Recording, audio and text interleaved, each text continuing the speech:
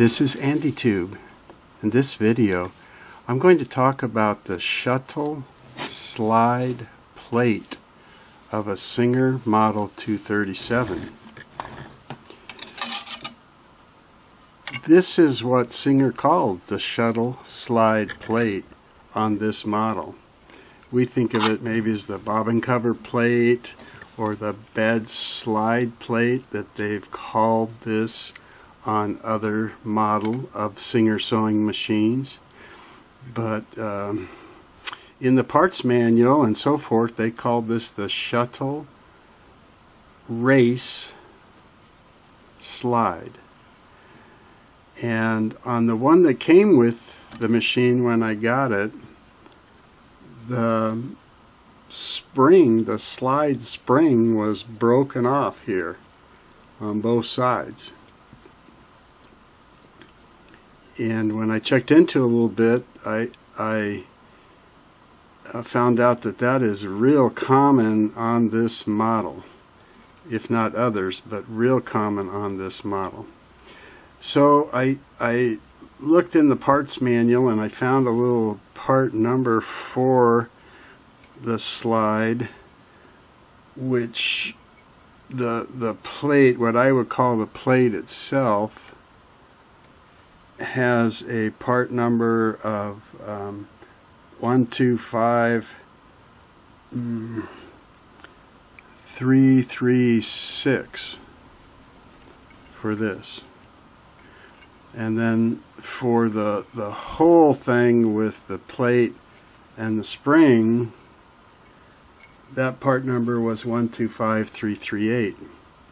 So I searched online to see if I could buy a replacement, and there is two sellers that I found right away that sell the replacement, and one of them I had done business before, so I bought it. I think it was $5.99 and plus postage, and I ordered it. It came, and it's pretty darn good quality, which impresses me because a lot of the aftermarket slide plates that I have purchased are kind of thin or tinny. They don't feel as solid as the old chromed Singer plates. As a matter of fact, let me put a slide right here to show you where I bought this new one.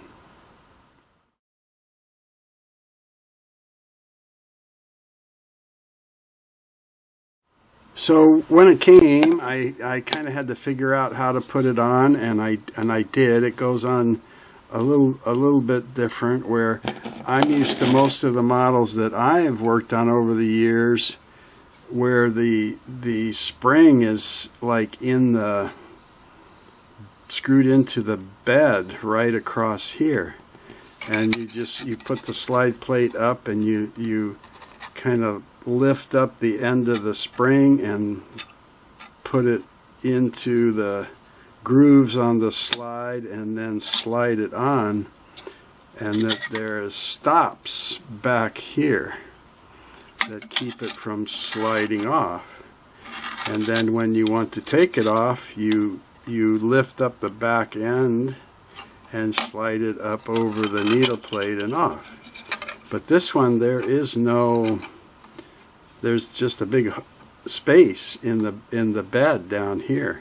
The bed doesn't go all the way across, so I think that's why they put the spring here on the slide. So anyway, I got it on. Let me show you how to do that first. Then I want to talk some more about it. But in case you came here looking for how to get one on or get one off, let me do that first here. So what I do, and this is just me, I didn't find anything about this, but I slide it about 2/3 of the way open, not all the way, but maybe about 2/3 or so, maybe 3/4. Then I'm going to lift this side up and you feel the tension of the spring, but you can lift it up just enough to slide it up onto the edge of the bed, like that. Okay, so just barely lift it up and onto the edge of the bed. Now that creates a gap over on this side, which is okay, because then I'm going to lift this side up and I'm going to twist the plate like this. So now I kind of have this corner resting on the bed and this side resting on the front of the bed here. That's going to allow me to go in with a screwdriver and put the screwdriver between the spring and the bottom of the plate and pry it up a little bit, and now I can just twist it the rest of the way off this side, and even you can twist it off without lifting it off of that. Usually the spring will just pop off. Okay, and then I'm going to just pull it off this way, and that's it. So you see the spring sticks out a little bit on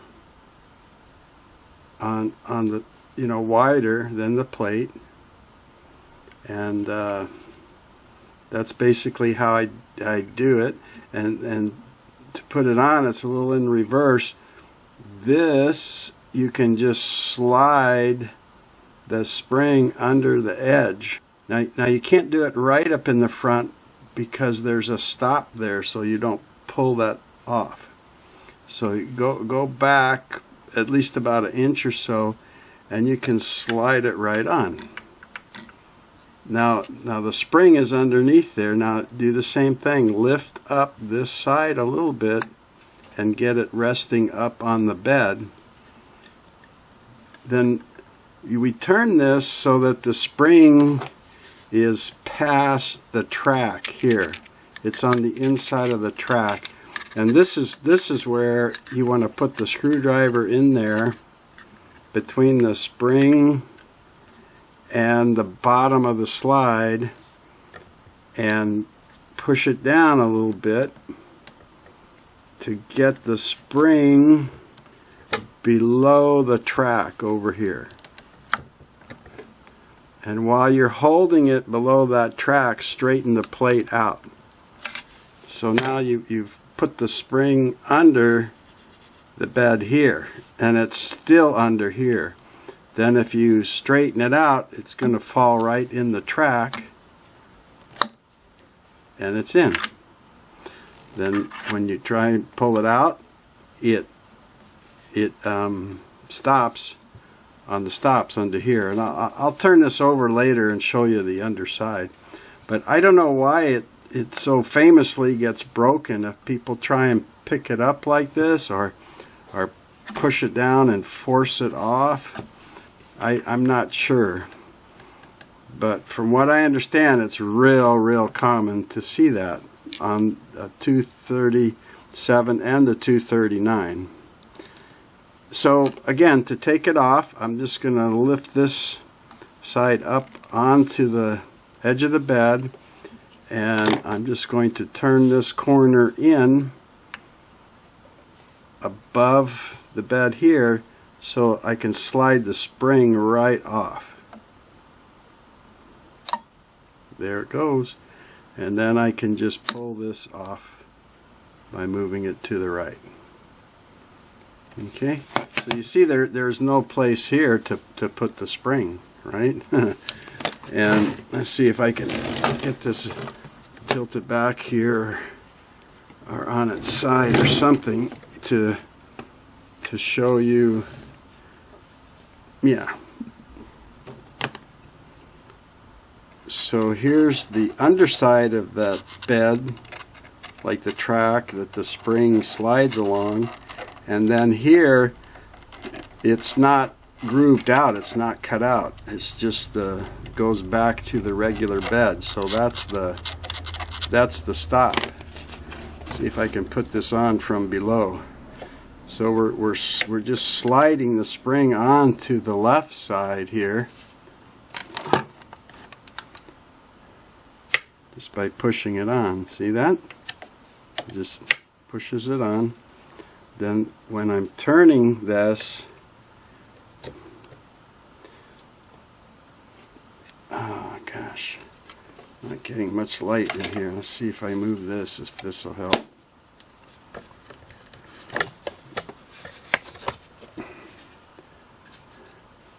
Okay, I got another light to work around here. So I'm going to tilt it back, right? And normally I'd be putting my screwdriver from the top.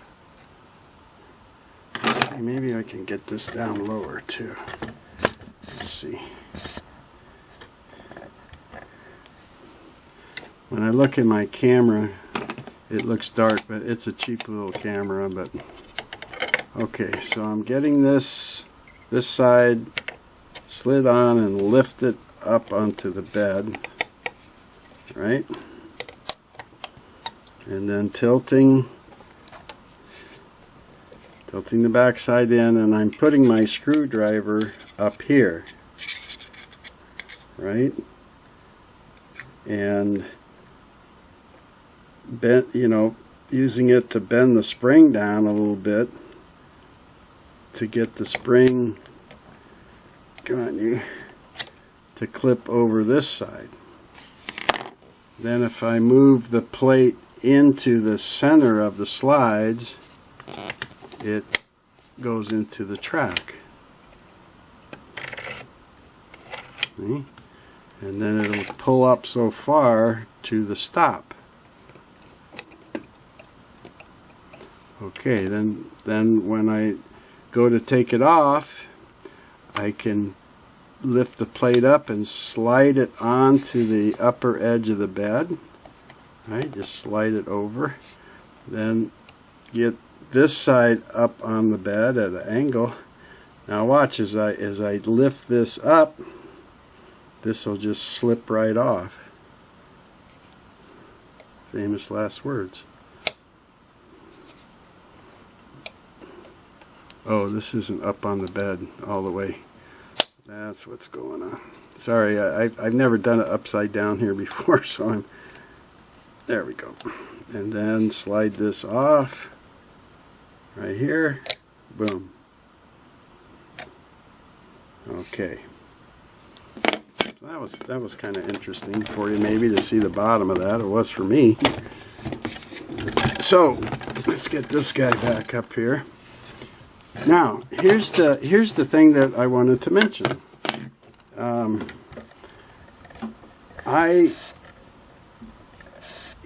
If my slide plate was like missing, I'd be totally okay with this new plate. Like I said, it's pretty thick and it's pretty well made, and it's like the exact dimensions. Look at the oval finger grip here.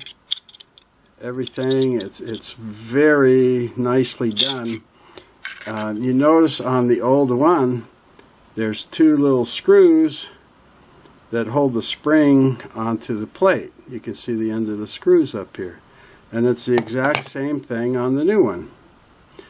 There's the new spring, and there's two little screws holding it to the plate. This happens to be a star head or Phillips, and this one happens to be, like most Singers, the vintage one is a straight head screw.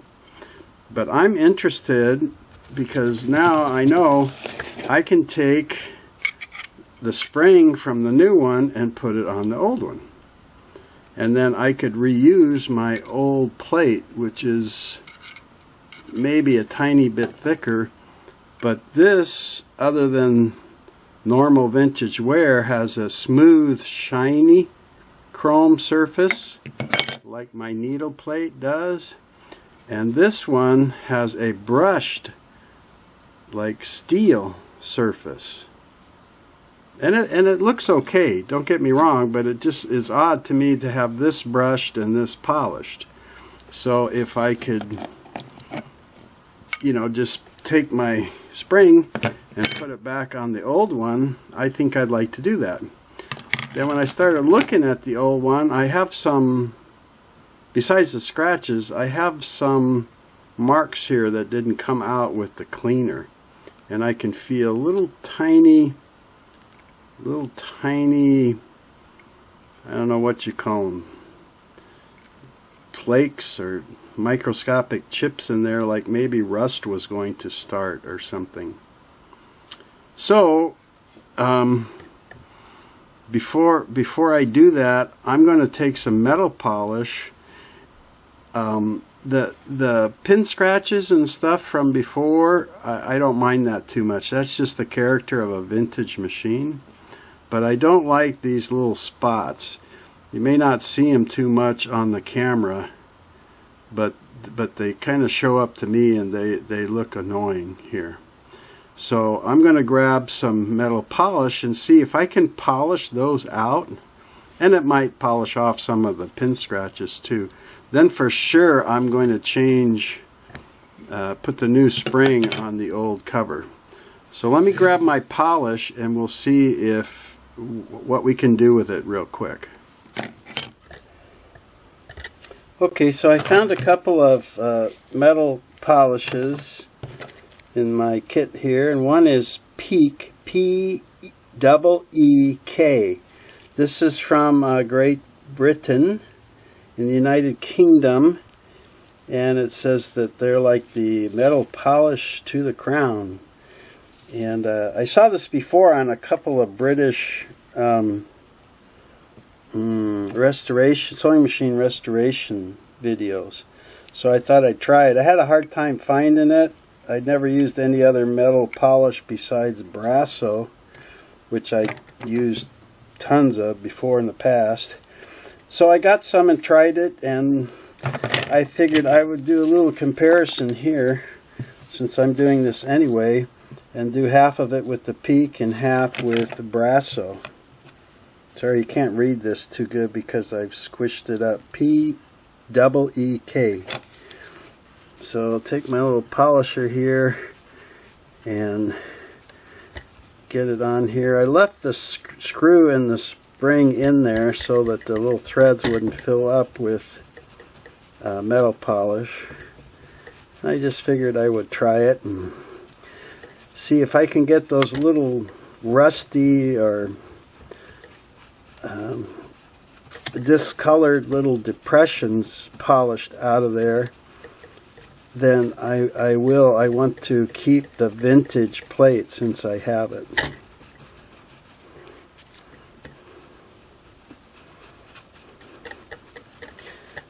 Okay, so there's how that looks, and let me buff it off with a rag here. See how that looks.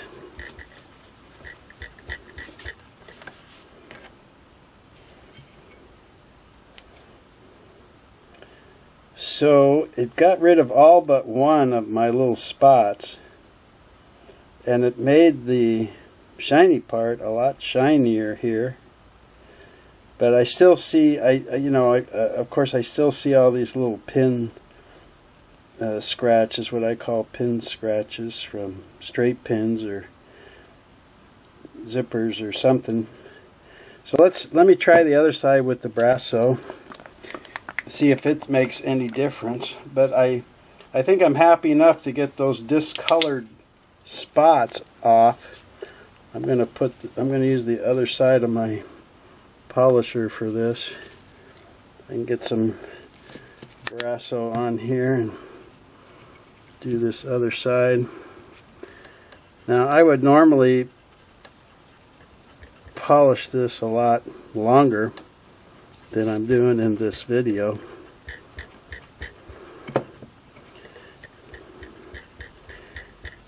Because I think these polishes are just so mild.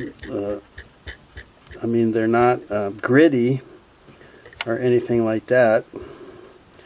I think they rely mostly on the chemical process, but let's do a little comparison just for the heck of it here. Okay, and let me wipe that up.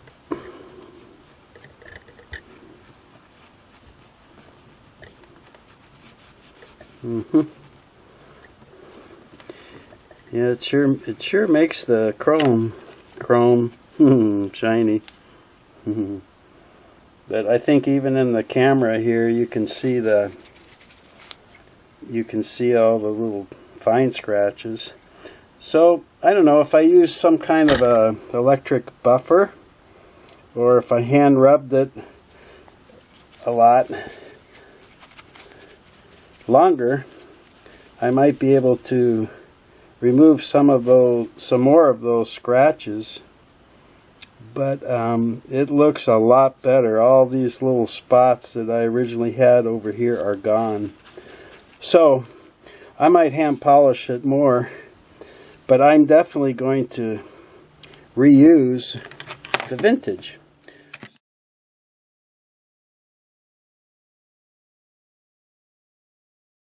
So I'm just going to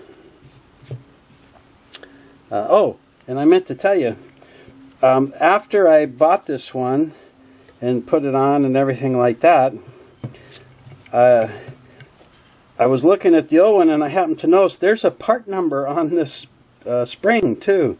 And I didn't see that before, and I should have, because just about every part that's big enough, has enough room, has a Singer part number on it. And the spring part number is 2824. So when I searched for that online, it took me right back to the seller where I bought this for $5.99, and they had this spring only for $3.99.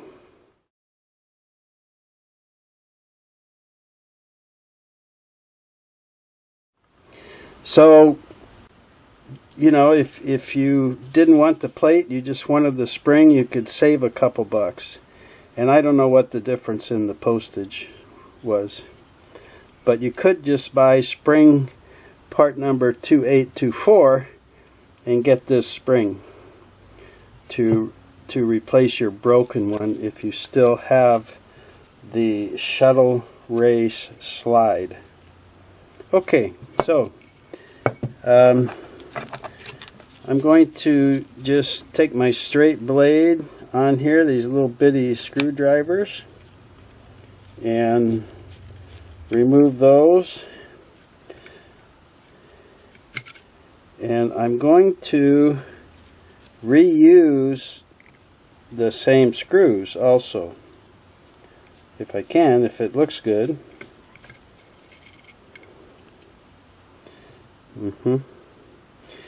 And then I'm going to take my new one here, which has the star or Phillips, and take it off and just transfer that spring over is my intention, right?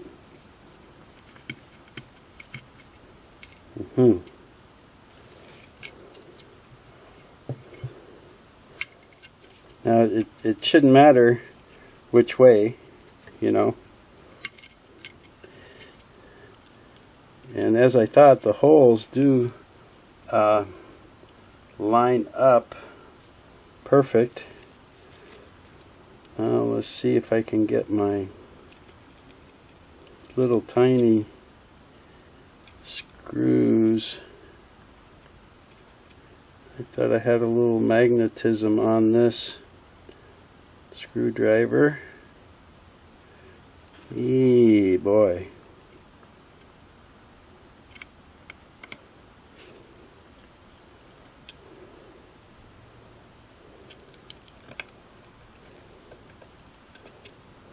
See, I don't know if, I'm assuming that, oops, I'm assuming the threads would be the same. on both the screws, but I don't know that. Let me see if this little split small one will be. I don't know if I can get it in there.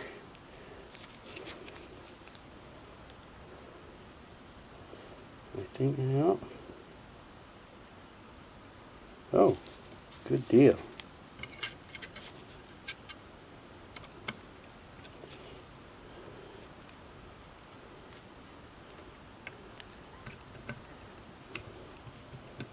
And I don't know the thickness of the spring either compared to the old, but I think it's got to be pretty darn close. But let's see here. It's not wanting to go in.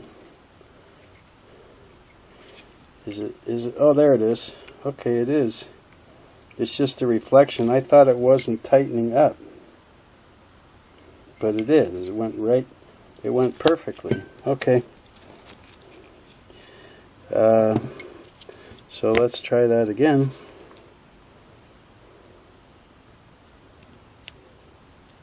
Yep.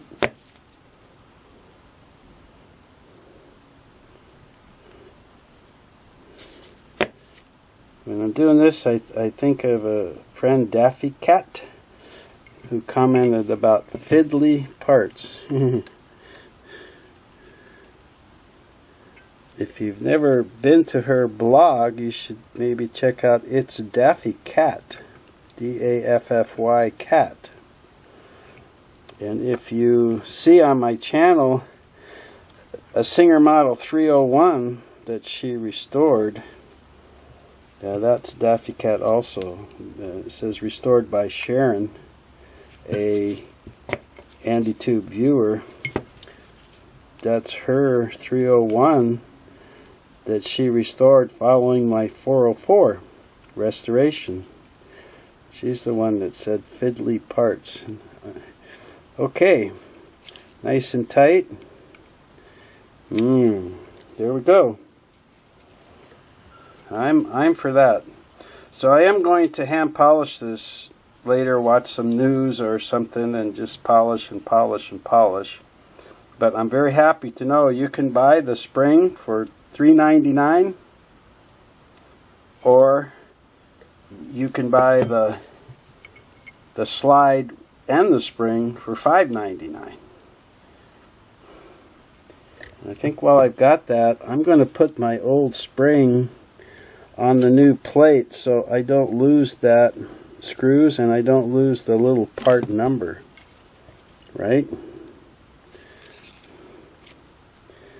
So I already showed you how to put it on and take it off, so I don't think you need to see that again. You can go back and replay that. So I guess I'll wrap up the video here on the Shuttle Race Slide of a Singer Model 237, also commonly called a bed slide and a bobbin cover slide, or the hook cover slide plate. And that's going to do it. Oh goody. Okay, so I'll put this in my spare parts drawer with the part number so I don't forget it. And I'll polish this up and put it. I'm getting pretty close to the end of all my restoration for Stella, the model 237. Thanks for tuning in.